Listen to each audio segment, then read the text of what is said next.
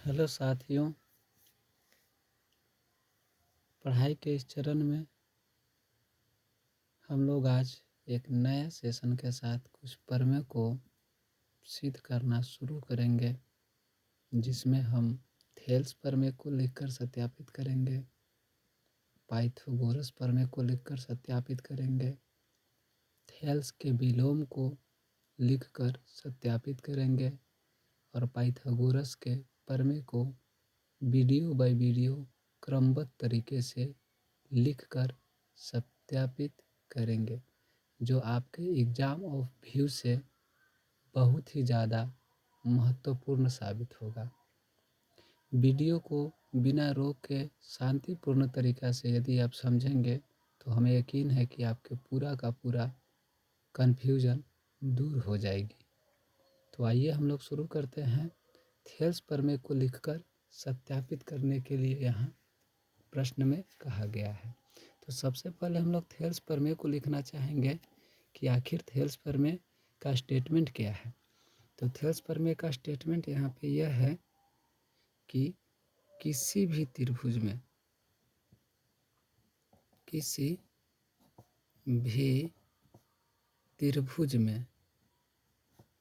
एक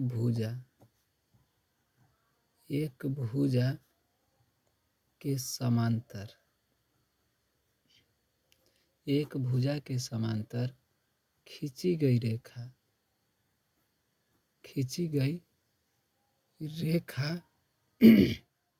रेखा अन्य दो भुजाओं को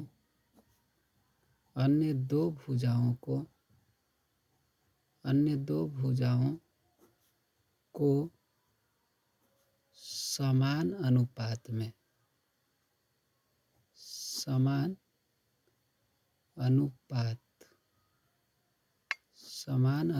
में विभाजित करती है।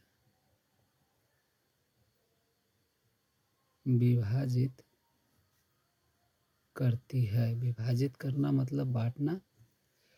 तो हम लोग यह स्टेटमेंट देख रहे हैं कि किसी भी त्रिभुज में एक भुजा के समांतर खींची गई रेखा अन्य दो भुजाओं को समान अनुपात में विभाजित करती है। अब हम लोग त्रिभुज को खींचने की कोशिश करेंगे और एक भुजा के समांतर एक समांतर रेखा खींचेंगे, जो अन्य दो भुजा को दो भागों में बांटेगी या विभाजित करेगी। तो हम लोग इसे सत्यापित करने के लिए एक त्रिभुज खींचने का प्रोसेस शुरू करेंगे। तो हमने क्या किया कि एक त्रिभुज का चयन किया, एक त्रिभुज खींचा इस तरह से, और इस थोड़ा और बड़ा ले लिया जाए ताकि हमको प्रूव करने में किसी तरह का समस्याएं ना हो। एक त्रिभुज खींचा और इस त्रिभुज का नाम हमने दिया ए बी और सी। इस त्रिभुज का नाम दिया। इस बीसी भुजा के समांतर हमने एक रेखा खींचा और इस रेखा का कुछ नाम डी है।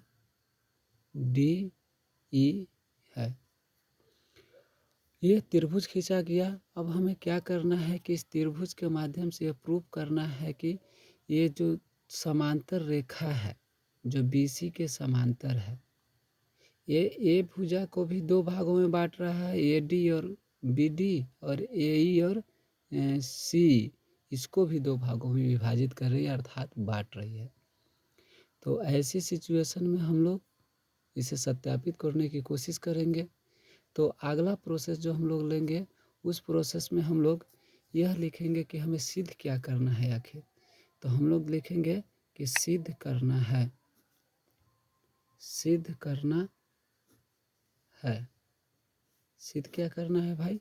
सिद्ध यह करना है कि ए डी बट्टा बी डी बराबर ए ई बट्टा सी। यह कथन को हमें प्रूव करना है, साबित करना है, जो थेल्स प्रमेय के स्टेटमेंट के अनुसार है कि किसी भी त्रिभुज में एक भुजा के समांतर खींची गई रेखा अन्य दो भुजाओं को समान अनुपात में विभाजित करती है। इसके बाद हमने कुछ रचना का प्रोसेस लेंगे। रचना में क्या करेंगे हम लोग कि बी से हम लोग ई को मिला देंगे, ठीक है। उसके बाद हम लोग डी से सी को मिला देंगे और डी से एक लंब खींचेंगे इस पे, और ई से भी एक लंब खींचेंगे ये वाला लाइन पे, ठीक है। और इस रचना के चरण में हम इसे लिखने की कोशिश करेंगे। तो रचना के चरण में हम लोग लिखेंगे रचना। रचना क्या क्या आप किए? तो रचना किए कि बी से ई तथा डी से ई, डी से सॉरी सी, डी से सी को मिलाया, डी से सी को मिलाया। उसके बाद आप लंब खींचे हैं, लंब क्या खींचे हैं? तो डी और यहाँ नाम हम एम दे देते हैं और यहाँ नाम हम एन। यहाँ पे भी 90 डिग्री बनेगा, यहाँ पे भी 90 डिग्री बनेगा। तो सबसे पहले आप क्या किए हैं कि डी एम लंब किसके ऊपर? तो ए सी के ऊपर। तो डी एम लंब ए सी तथा इधर से आइए ई एन लंब ए से बी तक यानी कि ए बी पर खींचा।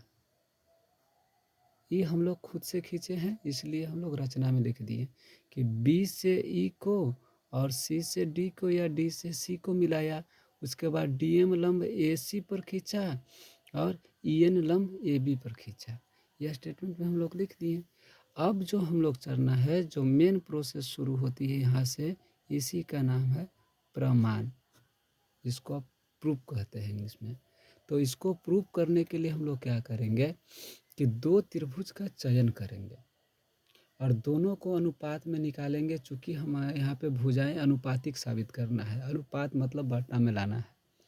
तो ऐसी सिचुएशन में हम लोग कुछ त्रिभुज का चयन करेंगे, उसे बाटा में लिखेंगे। और एक चीज़ और समझ लीजिए कि कहीं पे हम लोग इस तरह का लिखते हैं, जैसे यहाँ पे हम बताने की कोशिश करें कि ए आर त्रिभुज ए बी सी, यहाँ पे ए आर त्रिभुज ए बी सी, इसका अर्थ यह होगा कि त्रिभुज ए बी सी का क्षेत्रफल। क्या होगा अर्थ? त्रिभुज ए बी सी का क्षेत्रफल। फिर से ए आर माने एरिया और त्रिभुज ए बी सी मतलब त्रिभुज ए बी सी का एरिया और एरिया माने क्षेत्रफल, यानी त्रिभुज ए बी सी का हम लोग क्षेत्रफल निकालेंगे। तो अगला प्रोसेस में हम लोग क्या करेंगे यहाँ पे कि हम लोग दो त्रिभुज को अनुपात में लाने की कोशिश करेंगे और उस अनुपात के जरिए ही साबित करने की कोशिश करेंगे। तो यहाँ पे हम लोग प्रमाण में चल रहे हैं कि एरिया ऑफ त्रिभुज ए डी ई, हम लोग लिखेंगे एरिया ऑफ त्रिभुज A D E by area of त्रिभुज बी डी ई। ये दोनों त्रिभुज का अनुपात निकालेंगे। देखिए एरिया ऑफ त्रिभुज मतलब ए डी ई, ये वाला त्रिभुज का हम लोग क्षेत्रफल निकालेंगे। बाटा में कोची की है एरिया ऑफ त्रिभुज बी डी ई, ये वाला त्रिभुज का क्षेत्रफल निकालेंगे। दोनों को हम लोग बाटा में लिख रहे हैं इसलिए कि ताकि ये वाला कम से कम बाटा में ही आ जाए। तो हम लोग कोशिश क्या कर रहे हैं कि कम से कम इसे निकालने की कोशिश कर रहे हैं। तो एरिया ऑफ त्रिभुज ए डी ई का मतलब त्रिभुज ए डी ई का क्षेत्रफल होता है। अब आप सभी जानते हैं कि त्रिभुज का क्षेत्रफल बराबर होता है 1/2 गुने आधार, 1/2 गुने आधार और गुने होता है ऊंचाई। और नीचे भी लिखा है 1/2 गुने आधार, आधार हो जाएगा और गुने को ऊंचाई।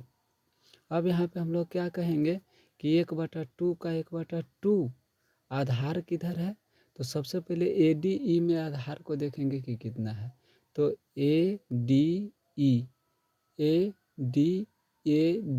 ई में आधार का नाम कौन सी है? तो ए डी। आधार का नाम आपका क्या है? A D. तो हम लोग लिख दिए यहाँ पे ए डी। ऊंचाई क्या है जी? ये वाला त्रिभुज में ऊंचाई का नाम क्या है? तो ये वाला त्रिभुज में ये वाला ऊंचाई है, ये वाला ऊंचाई है जिसका नाम कौन सी है? ई एन है, तो हमने ई एन दे दिया। बाई नीचे 1/2।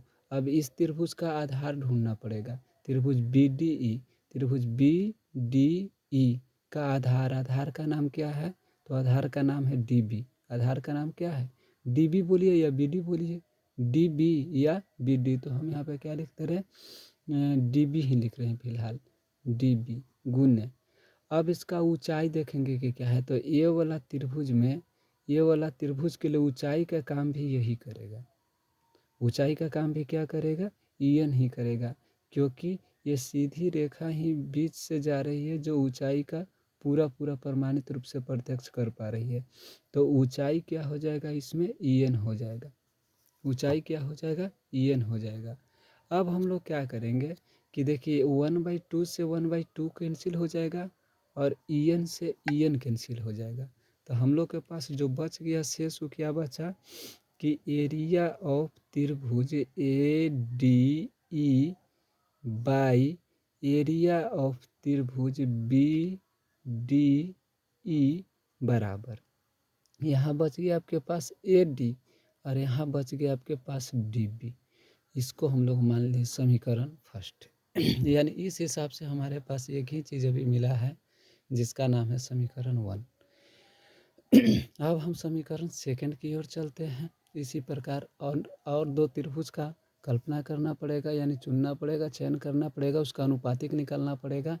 तो अब हम लोग नेक्स्ट स्टेप में चलेंगे, क्या अगला चलेंगे तथा अब चलेंगे त्रिभुज उस तरफ से, चलिए इस तरफ से चलेंगे।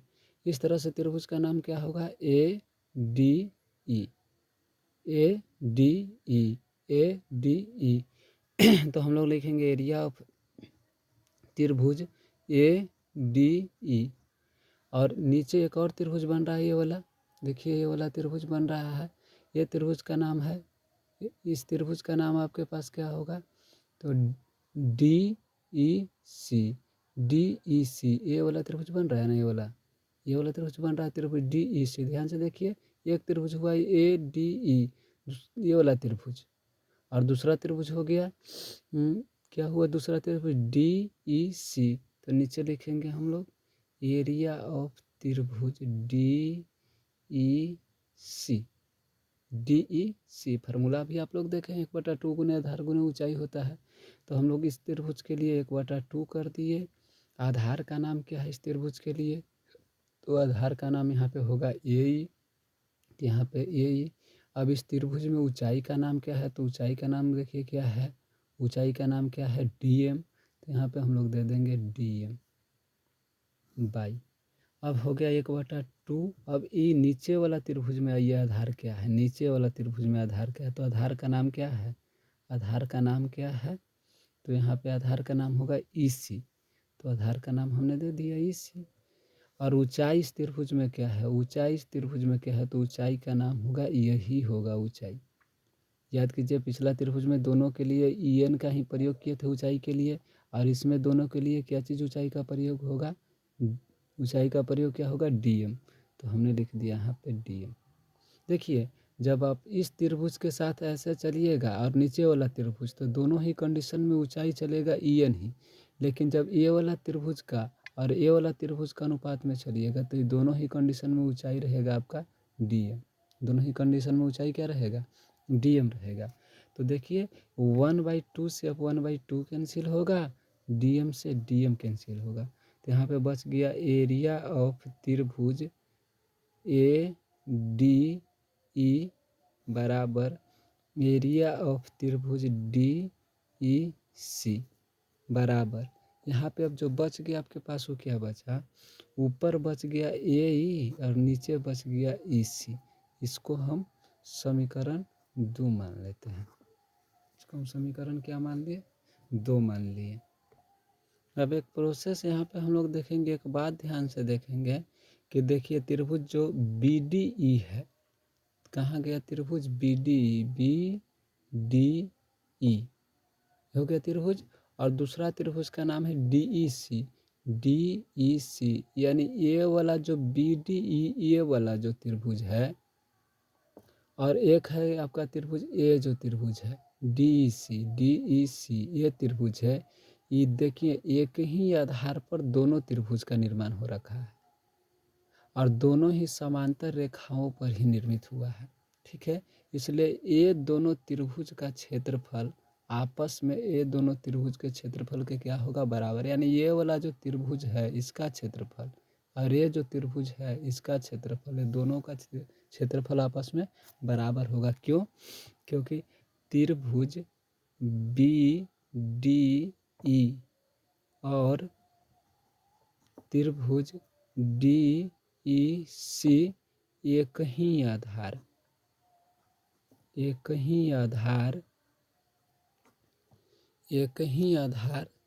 DE तथा समांतर रेखाएं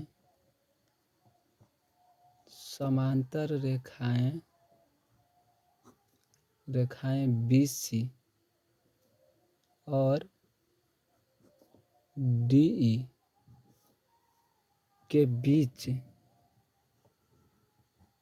बीच बने दो त्रिभुज है।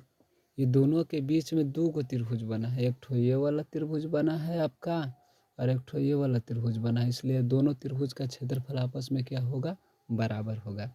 तो अब नीचे हम लोग क्या लिखेंगे कि एरिया ऑफ त्रिभुज BDE बराबर एरिया ऑफ त्रिभुज DEC। ये दोनों त्रिभुज बराबर हो गया। अब क्या करेंगे, इसके जगह पे या तो ये लिख दीजिए, इसके जगह पे या तो ये लिख दीजिए। तो अब हम चलेंगे जो समीकरण आपका 2 से चलेंगे। समीकरण 2 में आप देखिए यहाँ पे क्या है, तो यहाँ पे त्रिभुज है DEC और DEC के जगह हम लोग क्या लिख सकते हैं, DEC के जगह हम लोग क्या लिख सकते हैं, BDE।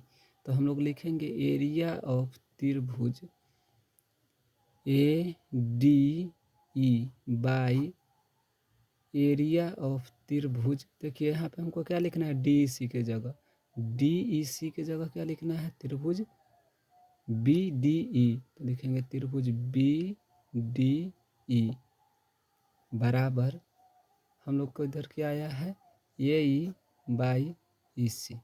AE बाई क्या आया है, EC। इसे हम मान लेंगे समीकरण 3। इसे क्या मान लेंगे, समीकरण 3। अब आप देखिए कि समीकरण 1 और 3 को देखिए कि दोनों मिल रहा होगा, मैच कर रहा होगा। देखिए समीकरण A वाला को मिलाइए समीकरण A वाला से, देखिए यही पूरा मैच करेगा।